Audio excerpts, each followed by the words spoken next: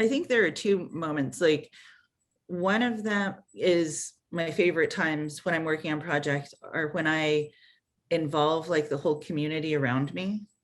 And so, and that's come up in different ways. One of my very first pieces was my senior thesis project at Dartmouth College. I created the travois, which is something that I put on my back and I walked around, and that was my first, turned into my first performance piece as well. And I was building that in the dining room of the Native American house. And I had these huge pieces of wood and I was doing this duct tape. And then, you know, somebody came over and like, what are you doing? And I was like, oh, I'm just like making this sculpture and like gonna do all this. And they're like, okay, what do you need me to do?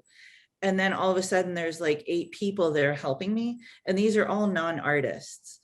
And that was, I mean, I think that was the first time that I had really pulled in, and I don't say that I make community art or communal art, but I have the involvement of the community within the work. And when I do large scale installations, like at Socrates Sculpture Park or the Museum of Contemporary Native Art, I tend to bring in people, and just the way that my life is, I have a lot of art friends, but I have a lot more friends that aren't artists.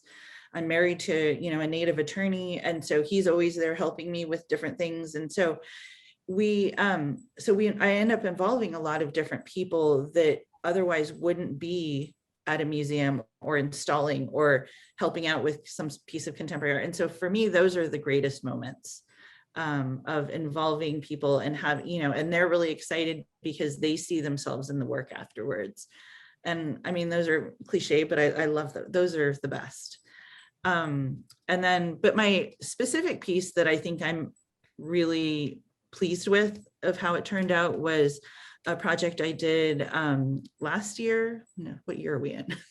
2021, where this was in the fall of 2019. And I did it at, when I was the artist in residence for the academic year at Colorado College, I did the Native Guide project.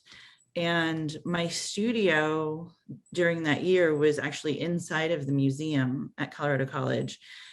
And so I started thinking about, you know, when they would bring people in to see my studio, like, you know, am I like an artist working? Like, are they meeting an artist working, or am I like one of the artifacts of the museum, and thinking about just my relationship with this space?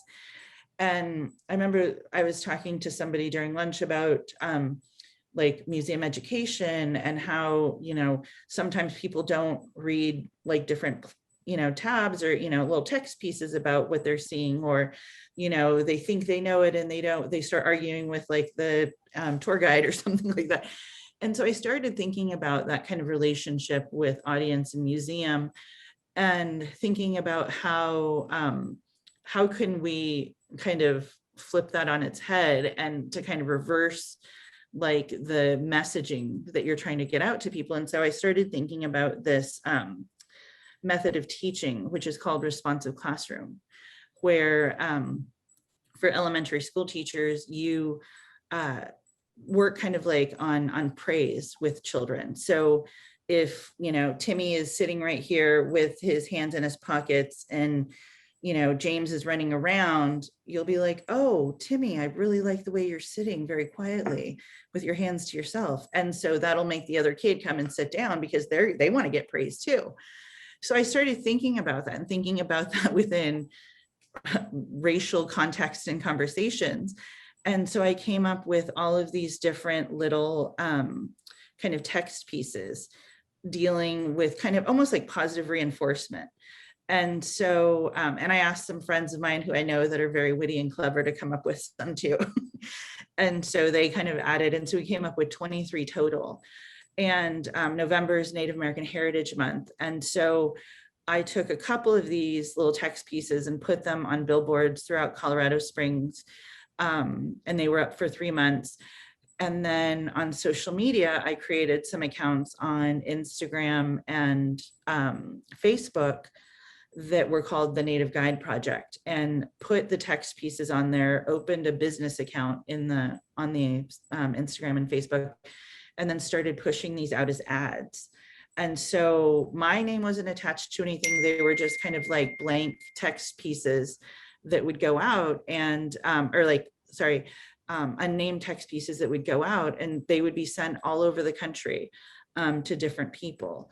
And just through the way of getting numbers, through the analytics of the different platforms, I was able to see that I reached around 35,000 people through these kind of like little pushes that I put out. And so I was really excited for this piece to see how, just to kind of push these moments out in the world where people were forced to think about their relationship with Native Americans, and to kind of bring up different ideas about hair or mascots. And they were political kind of statements, but I felt like they were really gentle. You could definitely say they were, kind of sarcastic too, but I love that you could kind of go both ways with it.